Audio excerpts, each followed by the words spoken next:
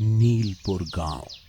दिन में बिल्कुल साधारण, लेकिन रात होते ही जैसे उसकी सांसें धीमी हो जाती थीं। गांव के लोग कहते थे, नीलपुर में रात को कोई बाहर नहीं निकलता क्योंकि कोई देख रहा होता है। गांव के बीचों बीच एक पुराना कुआं था, सूखा, टूटा हुआ, और उसके चारों तरफ काली मिट्टी फैली हुई थी। कोई भी उस कुएं के पास नहीं जाता था क्योंकि कहा जाता था, जो उसमें झांकता है वो कभी पहले जैसा नहीं रहता। उसी गांव में रहती थी एक लड़की, रानू मालवती। रानू बाकी लड़कियों जैसी नहीं थी। वो शांत रहती, कम बोलती, और हमेशा उसकी आंखों में एक अजीब सा डर छिपा रहता, जैसे वो किसी ऐसी चीज को देख चुकी हो जो बाकी लोग नहीं देख सकते। एक रात लगभग 11 बजे पूरा गांव सो चुका था। हवा भी जैसे रुक रुक कर चल रही थी और दूर कहीं कुत्तों के भौंकने की आवाज आ रही थी। रानू अपने कमरे में अकेली बैठी थी। अचानक टक टक टक, दरवाजे पर हल्की सी दस्तक हुई। रानू का दिल तेज धड़कने लगा। उसने धीरे से पूछा, कौन है? कोई जवाब नहीं। कुछ सेकंड की खामोशी।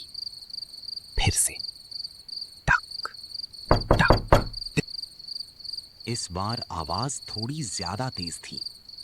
रानू धीरे धीरे उठी और दरवाजे के पास पहुंची। उसके हाथ कांप रहे थे।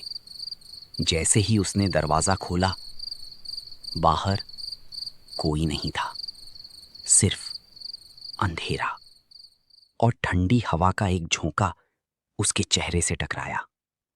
वो जल्दी से दरवाजा बंद करके अंदर आ गई, लेकिन उस रात वो सो नहीं पाई। अगली सुबह उसने ये बात अपनी माँ को बताई। माँ ने हंसकर कहा, शायद सपना देखा होगा। रात में ऐसे वहम हो जाते हैं।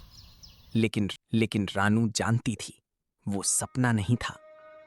उस रात फिर वही हुआ, टक टक। इस बार रानू पहले से तैयार थी। वो धीरे धीरे दरवाजा खोलती है और इस बार उसे दूर एक औरत दिखती है, सफेद कपड़ों में, लंबे बिखरे बाल, चेहरा धुंधला। वो धीरे धीरे पीछे की ओर जा रही थी, जैसे उसे अपने पीछे आने के लिए बुला रही हो। रानू के कदम अपने आप आगे बढ़ने लगे, लेकिन अचानक उसके अंदर से एक डर ने उसे रोक लिया और वो वापस अंदर भाग गई। तीसरी रात रानू ने तय किया, आज वो सच जाने बिना नहीं रुकेगी। जैसे ही दस्तक हुई, वो तुरंत बाहर निकली और उस औरत के पीछे चलने लगी, गांव के आखिरी छोर तक, जहां वही पुराना सूखा कुआं था। चारों तरफ सन्नाटा, पेड़ों की परछाइयां हिल रही थीं और हवा में एक अजीब सी सड़ांध थी। वो औरत कुएं के पास जाकर रुक गई। रानू धीरे धीरे उसके पास पहुंची। तुम कौन हो? उसने कांपती आवाज में पूछा। औरत धीरे धीरे उसकी ओर मुड़ी और तभी रानू के पैरों तले जमीन खिसक गई। वो चेहरा उसका अपना था। रानू पीछे हटने लगी। ये ये कैसे हो सकता है? औरत मुस्कुराई, लेकिन वो मुस्कान इंसानी नहीं थी।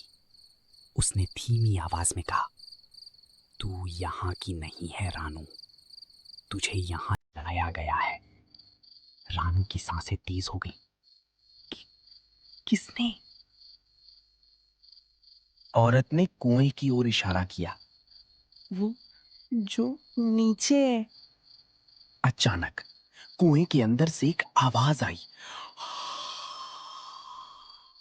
जैसे कोई बहुत गहराई से सांस ले रहा हो। रानू डर की मारी जम गई और तभी कुएं के अंदर से काला धुआं बाहर आने लगा। धीरे धीरे वो धुआं एक आकार लेने लगा, और एक बूढ़ी आदमी का रूप बन गया। उसकी आंखें पूरी काली थीं और वो सीधी रानू को घूर रहा था। 20 साल पहले उसने भारी आवाज में कहा, इस गांव में एक लड़की थी, रानू मालवती, जिसे इस कुएं में धक्का दिया गया था। रानू की आंखें फैल गईं। वो मैं हूँ? आदमी हंसा। नहीं,